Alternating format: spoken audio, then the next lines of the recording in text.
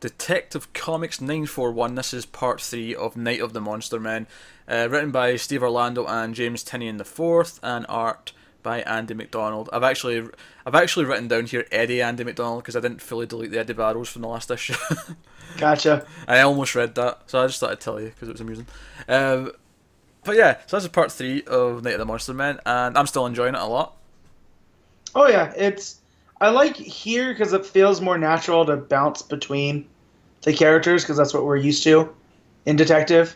So when they're going from the caves to Clayface evacuating the city to Batwoman and Batman and Nightwing, Gotham Girl and all that, it really I felt hit its balance here, which it kind of should because this is the third part out of 6, right? Yeah, we're in the middle of the story now, essentially. Yeah. And we have more of Batman like doubting the teammate, not doubting them because he doesn't think they can achieve anything, but doubting like he wants to be there to deal with each situation because he wants to keep them safe. He's a protective dad. Yeah. You know? Can't be everywhere at once unless you're Clayface. So the plot progression here is that Stephanie and Cassandra are dealing in the caves with Bullock and that. All the people are getting covered in this red sludge that is making them... Yeah, it was like a slime that... Was it there from the beginning? It was in issue 1 or... Well, I say issue 1, you know what I mean, the last 2. Yeah, part 1 and 2. It was in... I don't know if it was the first one or the second one, but there was a couple of panels where you seen it start to fall on them. And I remember thinking, what the hell is that? Why is the rain red? But then it came up in this one, and I was like, okay, fair enough, this was going somewhere. I almost just thought it was a weird colouring issue. So did I, and that's where when it started to attack and what... No, not attack, but when it started to change their personalities and make them more aggressive.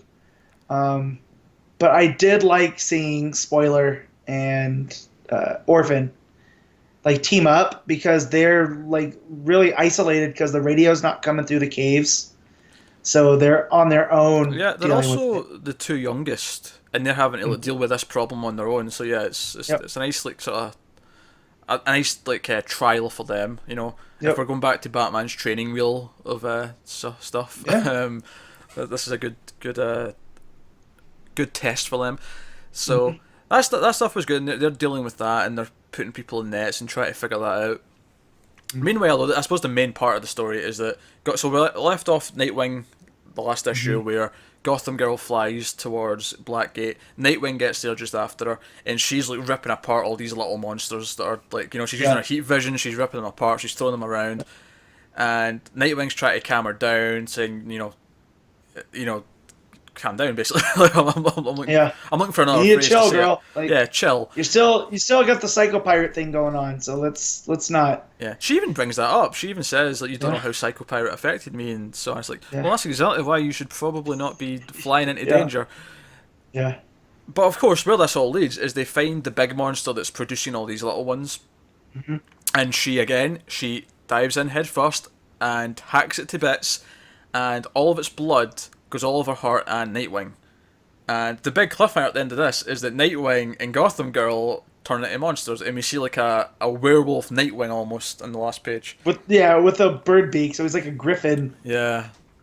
And she's this really nasty looking monster, and I was like, oh, okay, now we've ramped it up. Yeah, now we're getting into really fun, like over the top sci-fi realm here, which I'm okay with, might I add. Of course.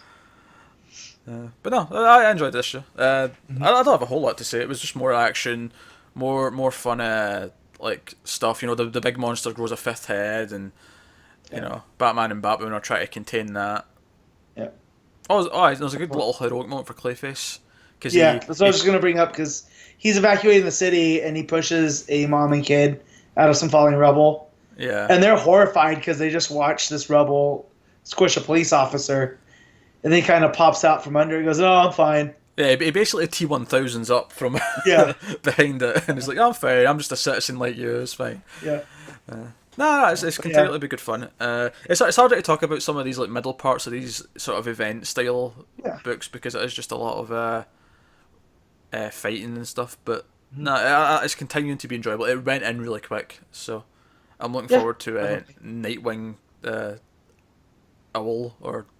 Griffin creature, yeah.